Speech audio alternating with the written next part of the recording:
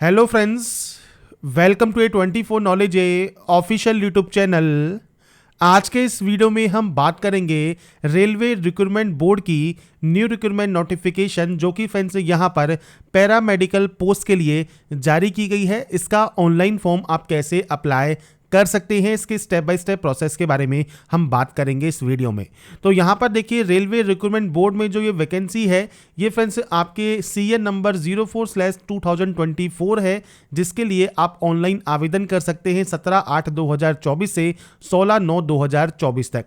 और यहाँ पर फ्रेंड्स देखिए, आपको वैकेंसीज में पोस्ट के नाम आपको देखने को मिल जाएंगे। साथ में फ्रेंड्स आपका इनिशियल पे क्या है, एज लिमिट कितना है और नंबर ऑफ वैकेंसीज कितनी है, वो जानकारी आपको मिल जाएगी। टोटल 1376 वैकेंसीज आपकी यहाँ पर जारी की गई हैं, जिनके लिए आपको यहाँ पर ऑनलाइन आवेदन करना होगा। अब कैसे आवेदन करना है, इसके बारे में हम बात करेंगे इस वीडियो में। और इस वैकेंसी से रिलेटेड जानकारी आप jobrasta.com पर जाकर चेकआउट कर सकते हैं। अगर आप एप्लीकेबल हैं, एलिजिबल हैं, अप्लाई करना चाहते हैं, तो आप इसमें ऑनलाइन अप्लाई कर पाएंगे।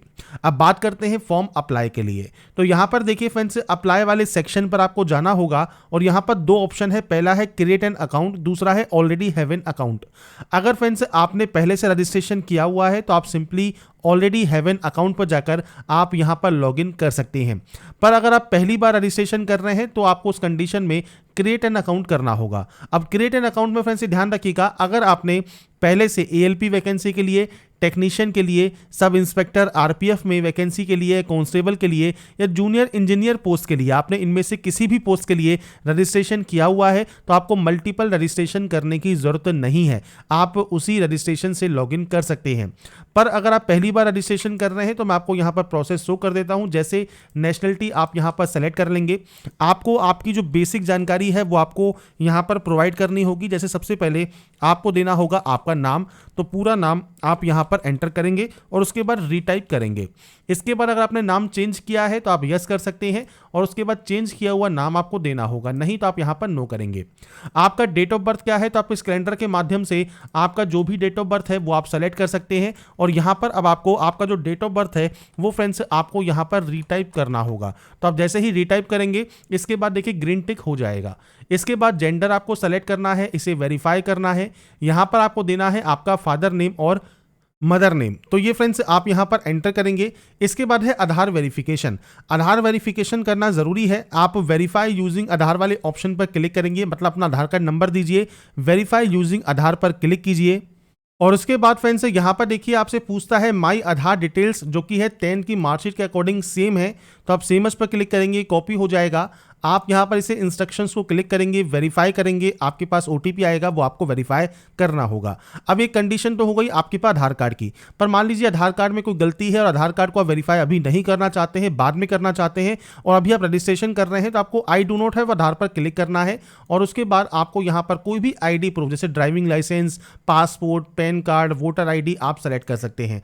अब जैसे ड्राइविंग लाइसेंस मान लीजिए सेलेक्ट किया, तो ड्राइविंग लाइसेंस का नंबर क्या है, इशूइंग अथॉरिटी क्या है। अब देखिए गवर्नमेंट ऑफ इंडिया दे सकते हैं आप किसी और ID के तौर पर। इसमें फ्रेंड्स आप RTO का नाम दे सकते हैं, प्लेस ऑफ इशू जहां से ये इशू हुआ है और डेट ऑफ इशू आपको देना होगा। तो ये बेसिक जानकारी है जो कि आपको यहां पर एंटर करनी होती है। इसके बाद आपको यहां पर देना होगा आपका मेल ID और मोबाइल नंबर। इसके बाद जनरेट वाले ऑप्शन पर क्लिक करें। आपके पास फ्रेंड्स मेल ID पर और मोबाइल पर एक OTP आएगी, वो OTP आपको यहां पर टाइप करनी होगी। इसके बाद आपको एक पासवर्ड यहां पर क्रिएट करना होगा। अब यहाँ पर फ्रेंड्स देखिए सैंपल के तौर पर मैं आपको यहाँ पर पासवर्ड शो कर रहा हूँ। जैसे यहाँ पर कहा गया है, देखिए कैपिटल लेटर, स्मॉल लेटर्स, तो हमने कैपिटल लेटर भी यूज़ किया, स्मॉल लेटर भी यूज़ किए, स्पेशल कैरेक्टर भी यूज़ किया और यहाँ पर नंबर्स भी हमने यूज़ किए। तो आपका जो पासवर्ड है वो आपके जो भी आपको कॉम्बिनेशन दिया गया है या आपको पासवर्ड में रखने हैं, तो आपको मैंने सैंपल शो कर दिया है। इसी तरह का पासवर्ड आपको यहाँ पर डालना है। इसके बाद फ्रेंड्स आपको इस कैप्चा कोड को डालना है और preview and create an account पर क्लिक करना है, जिससे आपका अकाउंट जो है क्रिएट हो जाएगा। क्योंकि हमने पहले से ही अकाउंट क्रिएट किया हुआ है, तो यहां पर फ्रेंड्स मैंने आपको ये प्रोसेस बता दी है। अब सिंपली आपका जब अकाउंट क्रिएट हो जाए, ऑलरेडी हैव एन अकाउंट पर जाइए, आपका जो फ्रेंड्स मोबाइल नंबर या मेल ID है और जो पासवर्ड आपने क्रिएट किया होगा और एक कैप्चा कोड डालकर आप यहां से लॉगिन कर सकते हैं। इसके बाद फ्रेंड्स आपका देखिए जो डैशबोर्ड है ये ओपन हो जाएगा और यहाँ पर ऑनलाइन एप्लीकेशन का जो ऑप्शन है, इसमें फ्रेंड्स आपको यहाँ पर देखिए पैरामेडिकल का ऑप्शन मिलेगा। अब देखिए आप केवल एक ही RRB के लिए अप्लाई कर सकते हैं, तो यहाँ पर फ्रेंड्स RRB की लिस्ट आपको मिल जाती है। आप किसी भी RRB को सेलेक्ट करें। I am not currently debate by any RRB को आप जो है टिक करेंगे और उसके बाद नेक्स्ट स्टेप पर क्लिक कर देंगे। इसके बाद आपका देखिए जो फॉर्म है वो ओपन हो जाएगा। अगर आपने पहले से फॉर्म अप्लाई किया हुआ है तो आपकी जानकारी ऑटोमेटिक यहाँ पर फैच कर ली जाएगी, पर आप पहली बार फिल कर रहे हैं तो आपको यहाँ पर फिल करना होगा। जैसे मैरिटल स्टेटस सेलेक्ट करना होगा, आपका रिलीजन क्या है, आपका मदर टंग कौन सा है, लैंग्वेज कौन सी चाहिए आपको एग्जाम के लिए, आपका फ्रेंड्स कोई भी विजिबल मार्क, जैसे फ्रेंड्स मान लीजिए कोई कट का निशान है, कोई मोल है, कोई बर्न का निशान है जो कि विजिबल हो आपके हाथ पर, चेहरे पर, पैर पर, तो आप उसकी जानकारी दीजिए, नहीं तो आप नो मार्क की एंट्री करेंगे। इसके बाद आपका कम्युनिटी डिटेल्स, तो फ्रेंड्स जैसे आपकी मान लीजिए कैटेगरी जनरल है, एससी है, एसटी है, ओबीसी है, आप यहां पर उसे सेलेक्ट कर सकते हैं। आपके फ्रेंड्स यहां पर फ्रेंड्स कास्ट का नाम आपको देना होगा, मैंने अभी सिर्फ वैसे ही सैंपल के तौर पर लिख दिया है। सर्टिफिकेट नंबर देना होगा। इशूइंग अथॉरिटी कौन सी है तो आपको यहां पर लिस्ट मिल जाती है, वो आपको यहां पर अथॉरिटी देनी है। किस स्टेट ने ये इशू किया है, डेट ऑफ इशू क्या है, और अगर आपको फीस में छूट नहीं चाहिए, मतलब जो ट्रेवलिंग पास है उसमें छूट नहीं चाहिए, तो आप सिंपली नो कर सकते हैं। पर अगर आपको रेलवे ट्रेवलिंग पास चाहिए तो आप यहां पर यस करेंगे, आपका नियरेस्ट रेलवे स्टेशन बताएंगे और आपका कास्ट सर्टिफिकेट आपको अपलोड करना होगा सेंट्रल गवर्नमेंट का। और जो इसका अप्लाई पेज है उस पर भी फ्रेंड्स आपको इसका जो फॉर्मेट है कास्ट सर्टिफिकेट का वो आपको मिल जाता है। अब जैसे मान लीजिए आप ओबीसी कैंडिडेट हैं और ओबीसी सेलेक्ट करते हैं, अगर आप क्रीमी लेयर में आते हैं या फ्रेंड्स नहीं आते हैं, वो जानकारी आपको देनी है। मतलब नॉन क्रीमी लेयर में अगर आप आते हैं तो आप यस कर सकते हैं, आपका नॉन क्रीमी सर्टिफिकेट नंबर, किसने ये इशू किया है, डेट ऑफ इशू क्या है, तो आपको यहां पर वो अपलोड करने की जरूरत नहीं है। पर अगर फ्रेंड्स आप नॉन क्रीमी लेयर में नहीं आते हैं, आप नो करते हैं, तो आपको जनरल की तरह ही काउंट किया जाएगा। ऐसे ही ईडब्ल्यूएस में फ्रेंड्स आपको सेम आपका ईडब्ल्यूएस सर्टिफिकेट की जानकारी प्रोवाइड करनी है। ऐसे ही एससी एसटी में भी आपको सर्टिफिकेट की जानकारी प्रोवाइड करनी होगी। पर अगर आपको ट्रेवलिंग पास चाहिए तो आपको डॉक्यूमेंट यहां पर अपलोड करना होगा। इसके बाद है आपका एड्रेस सेक्शन, तो पूरा address, present address, permanent address, आपका स्टेट कौन सा है, डिस्ट्रिक्ट कौन सा है, पूरा एड्रेस क्या है, सिटी टाउन कौन सा है, पिन कोड क्या है, ये देना है। प्रेजेंट और परमानेंट एड्रेस सेम है तो आप सेम पर क्लिक करें, अलग अलग है तो आप अलग अलग एंट्री करेंगे और उसके बाद यहाँ से डाटा को सेव कर सकते हैं। डॉक्यूमेंट ध्यान रखिएगा पीडीएफ फॉर्मेट में 500 KB से कम साइज में आपको ये अपलोड करना है। 500 KB लिखा है पर आप इसको 100 से 200 KB के बीच में ही अपलोड करें और उसके बाद आप इसे सेव करके नेक्स्ट कर देंगे। इसके बाद फ्रेंड्स यहाँ पर देखिए जो नेक्स्ट ऑप्शन आता है, इसमें अगर आप एक्स सर्विसमैन हैं तो आप यहाँ पर यस कर सकते हैं। आपकी डिफेंस सर्विस कौन सी है, आर्मी में है, नेवी में है, एयरफोर्स में है, वो आप सेलेक्ट करेंगे। आपकी रैंक कौन सी है, डेट ऑफ ज्वाइनिंग आप दे सकते हैं। अगर आप अभी भी वर्किंग में है तो यस कीजिए, नहीं है तो आप नो करके date of discharge, reason of discharge आप यहां पर दे सकते हैं, आपका डिस्चार्ज सर्टिफिकेट नंबर, और आपने री एम्प्लॉयमेंट अगर ले लिया है तो आप यहां पर यस कर सकते हैं और आपका करंट ऑर्गेनाइजेशन आप बताएंगे, नहीं लिया है तो आप सिंपली यहां पर नो करेंगे। अगर आप एक्स सर्विसमैन नहीं है तो आप यहां पर नो कर सकते हैं।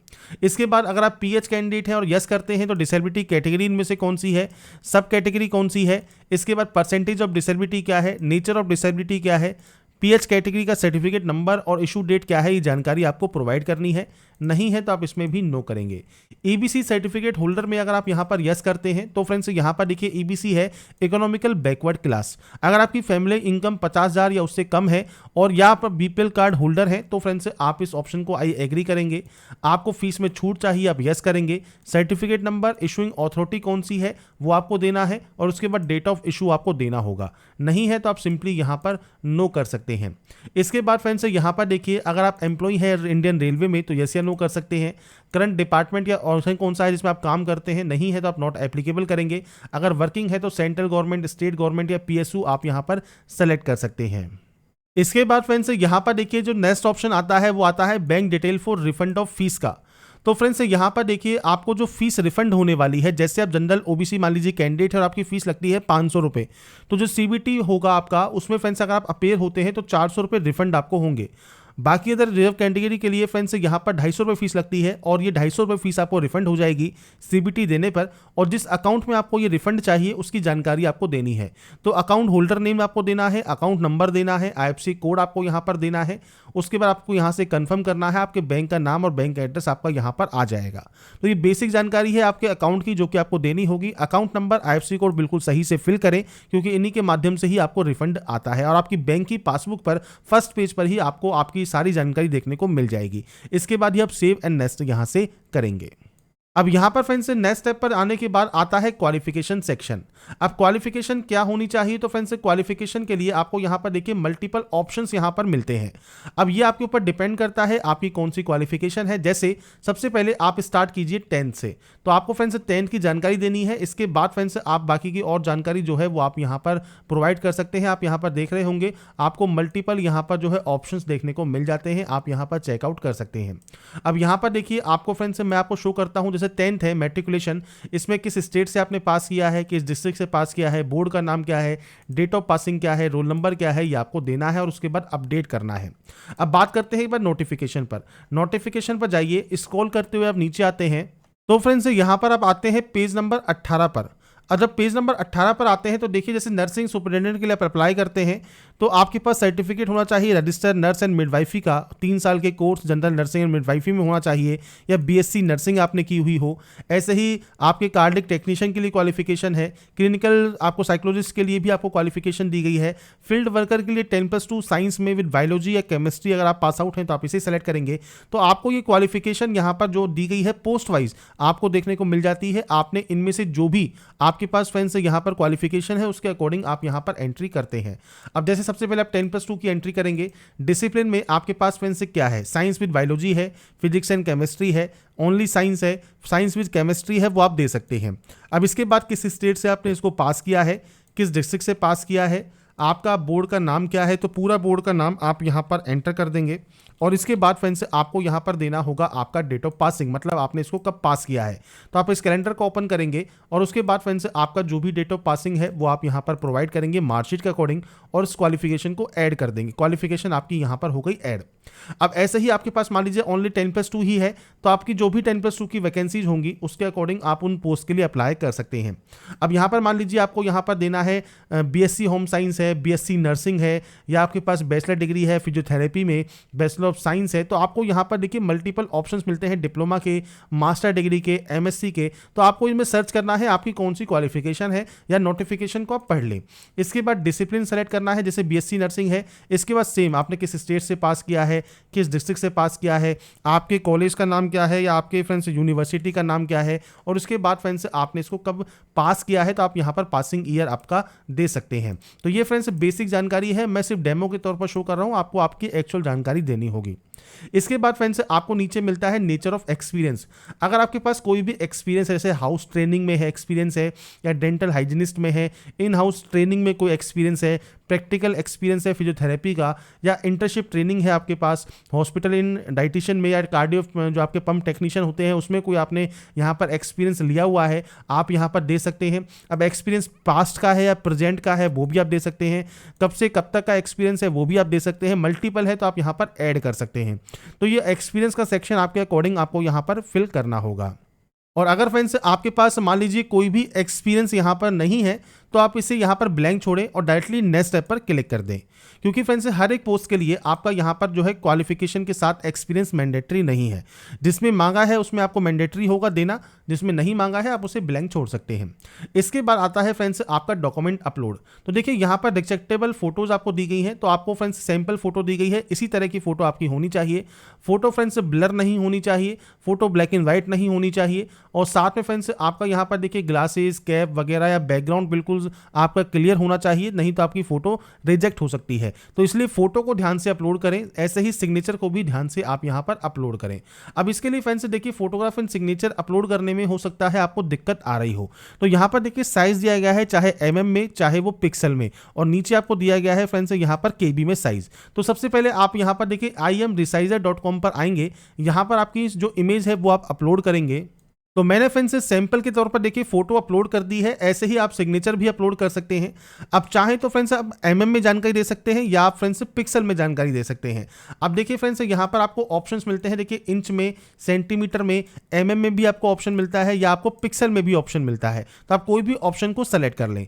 इसके बाद देखिए आपसे कहा गया है देखिए हाइट जो है वो होगी 320 और जो विड्थ होगी वो 240। तो फ्रेंड्स हाइट में आपको 320 पिक्सल देना है, तो आप हाइट में 320 यहाँ पर एंटर कर देंगे। देंगे और विड्थ में देना है आपको 240, तो आप 240 यहाँ पर एंटर कर देंगे। इसके बाद देखिए नीचे आपसे साइज कहा गया है 30 से 70 KB, तो फ्रेंड्स सबसे बढ़िया जो साइज है वो है आपका यहाँ पर 50 KB, तो आप 50 KB यहाँ पर लिख दें। यहाँ पर आपको KB सेलेक्ट करना है और KB करने के बाद आप नेक्स्ट डाउनलोड पर क्लिक करेंगे। आपकी जो फोटो है वो उसका साइज और विड्थ चेंज होकर आप इसे डाउनलोड कर लेंगे। इसके बाद आपको सिंपली यहाँ पर ब्राउज पर क्लिक करना है, फाइल को सेलेक्ट करना है और अपलोड कर देना है। तो यहाँ पर फ्रेंड्स देखिए मैंने जो अपनी फाइल है वो यहाँ पर अपलोड कर दी है। अब देखिए आपको कुछ इस तरह का यहाँ पर इंटरफेस मिलता है।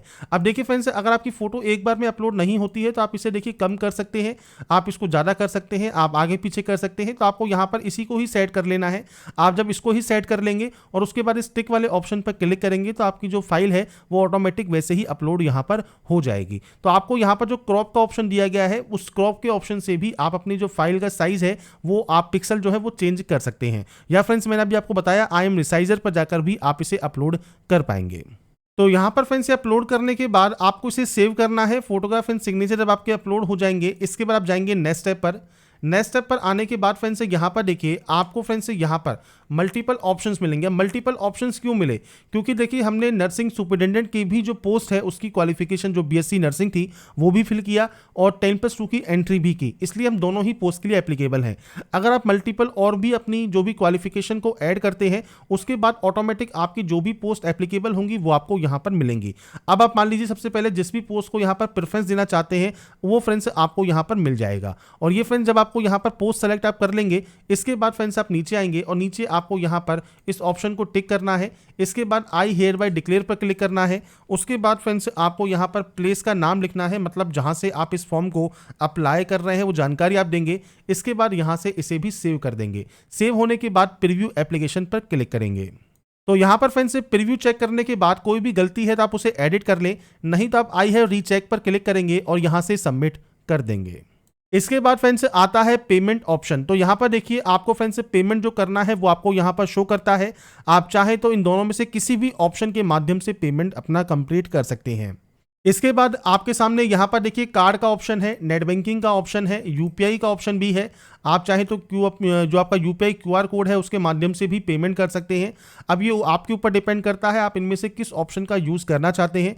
जिस भी ऑप्शन का आप यूज़ करना चाहें उस माध्यम से आप अपने पेमेंट को कंफर्म यहाँ पर कर पाएंगे। और जब आपका पेमेंट यहाँ पर कंफर्म या वेरीफाई हो जाएगा उसके बाद ही आपका फॉर्म फाइनली सबमिट होगा। इसके बाद फ्रेंड्स आपका देखिए जब पेमेंट रिसिप्ट है वो आपका डाउनलोड हो जाएगा, सक्सेसफुल पेमेंट सक्सेसफुल आपको यहाँ पर शो करेगा। इसके बाद एप्लीकेशन हिस्ट्री वाले ऑप्शन पर जाएंगे और यहाँ पर फ्रेंड्स आपको देखिए जो रिक्वायरमेंट है आपके वेरियस कैटेगरीज ऑफ पैरामेडिकल उसमें फ्रेंड्स आपको पेमेंट कंप्लीट शो करेगा। और उसके बाद आपको यहाँ पर देखिए व्यू एप्लीकेशन का ऑप्शन मिलेगा, जहां से फ्रेंड्स आप अपना जो एप्लीकेशन फॉर्म है वो डाउनलोड करके अपने पास रख सकते हैं फ्यूचर यूज़ के लिए, फ्यूचर रेफरेंस के लिए। तो यहाँ पर फ्रेंड्स मैंने स्टेप बाय स्टेप सारी प्रोसेस आपको बता दी है कैसे आप रेलवे रिक्रूटमेंट बोर्ड RRB की जो ये वैकेंसी है पैरामेडिकल की उसका फॉर्म अप्लाई कर सकते हैं। तो यहाँ पर जो भी जानकारी आपको चेक करनी है RRB paramedical online form 2024 apply process से रिलेटेड आपको फ्रेंड्स jobrasa.com पर भी देखने को मिल जाएगी। वहाँ पर जाकर आप डिटेल्स को वेरीफाई और चेक कर सकते हैं। तो फ्रेंड्स यहाँ पर फ्रेंड्स जो बाकी की जानकारी है उसके लिए आप jobrasa.com पर विजिट कर सकते हैं और A24 नॉलेज पर भी जा सकते हैं। अगर आपको हमारी अपडेट पसंद आई है तो लाइक सब्सक्राइब से जरूर कीजिए और ऐसे ही बने रहिए हमारे साथ, देखते रहिए हमारा YouTube channel. Thanks for watching.